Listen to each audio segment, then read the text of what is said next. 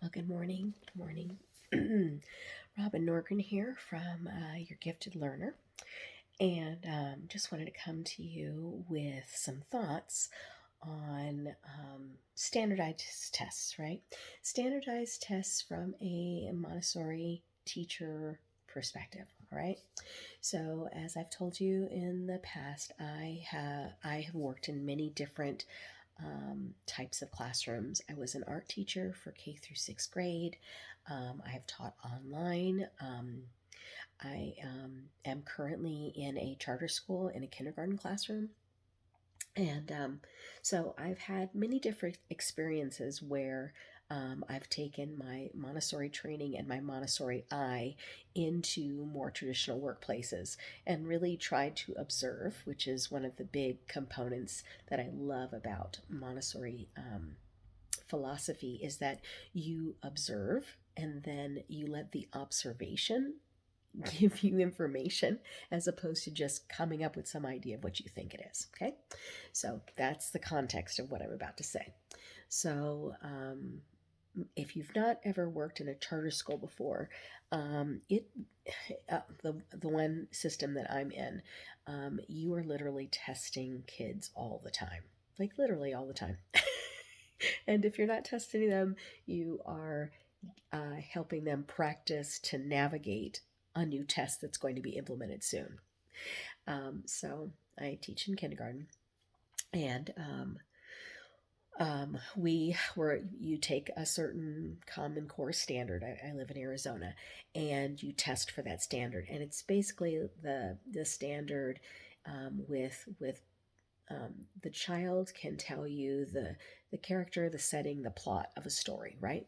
And so you structure the test based on that particular Common Core standard, right? And so um, we have been testing on that. We have tested them on this probably 3 times, like with a format of about 4 to 6 questions, 3 times in like the last month. Okay, so the first time, we all got together as a team, and we have to sit with either the principal or the assistant principal every week, and the others were, oh, it's tricky navigation, and and it has, it reads it to the kindergartner, obviously, because they don't know how to read, and so it's because they don't know how to navigate it, because it doesn't have really a cartoon format like a lot of the programs that they're used to seeing. And so just they're not doing well, so they all take the test, and you see that color wheel graph that shows how all of your kids are failing miserably, which is always so fun to see as a teacher, right, when you're putting in 50, 60 hours a week. And so all right, this is fine. We continue on. We're going to give them another test. Perhaps they just need to practice seeing it in this format. Take another test. Um, they bomb it again, right?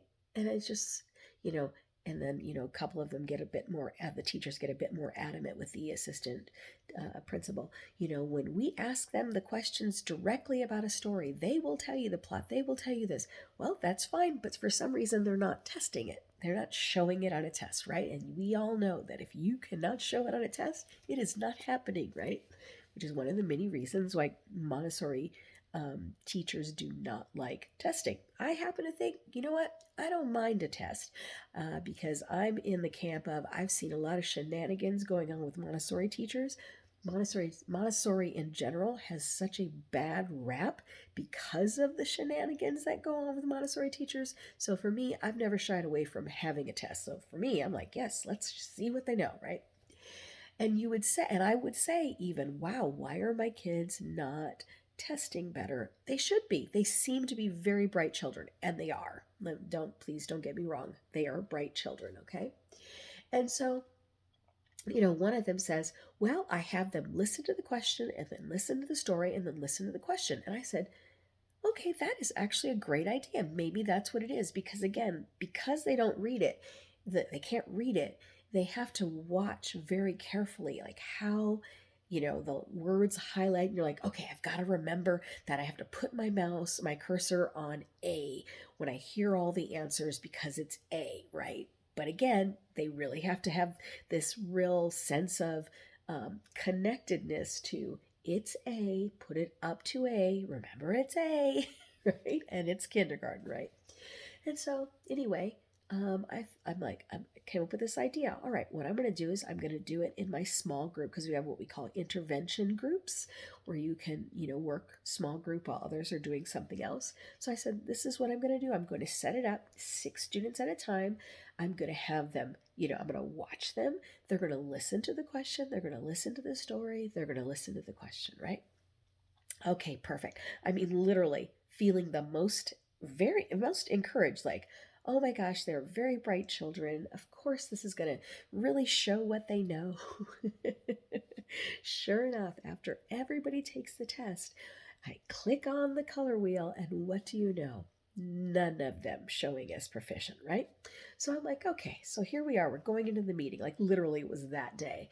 And usually my team lead is pretty much on top of it. She likes to see what the numbers are because, her class is, I always joke that she has a magical class, but because everything that the children do in that class is like above proficiency and all of this.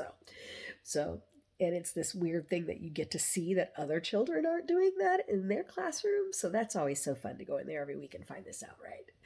Anyhow, so we go in there and I say, well, I had them all take the test. Oh, I said, yep. And they go, how? I said, I'll let you guys go ahead and see, right? I kid you not. They thought it was going to be like everybody was excellent. I was like, no, this is going to really drive the point home of what I'm about to say. And so they all look at it and they're like, oh. I said, okay, so let me tell you the criteria. And I tell them exactly how I did it. I said, so this is my observation. This is the conclusion. They don't know it. Right? They don't know it. I said, so help me, because again, in most charter school situations, you are given the curriculum and you cannot sway from that curriculum, okay? So I said, well, what are we going to do? Because I'm teaching the curriculum, and at least at the kindergarten level, whatever we're doing with this curriculum is not hitting the standard in the way that can be shown on a test. Like, I don't know what to tell you. This is what's happening.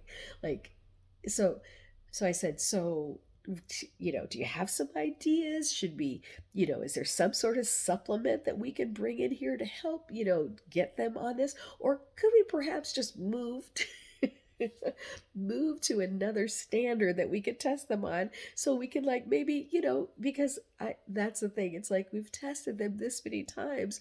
At some point they've got to go, oh my gosh, either I don't know it or this is getting boring. And the thing is, and then they're going to start just throwing the test, like, because they are getting tested all the time, right? And so I said, so could we maybe move to another standard? Maybe come back to this standard? Because we've been testing this standard for a month.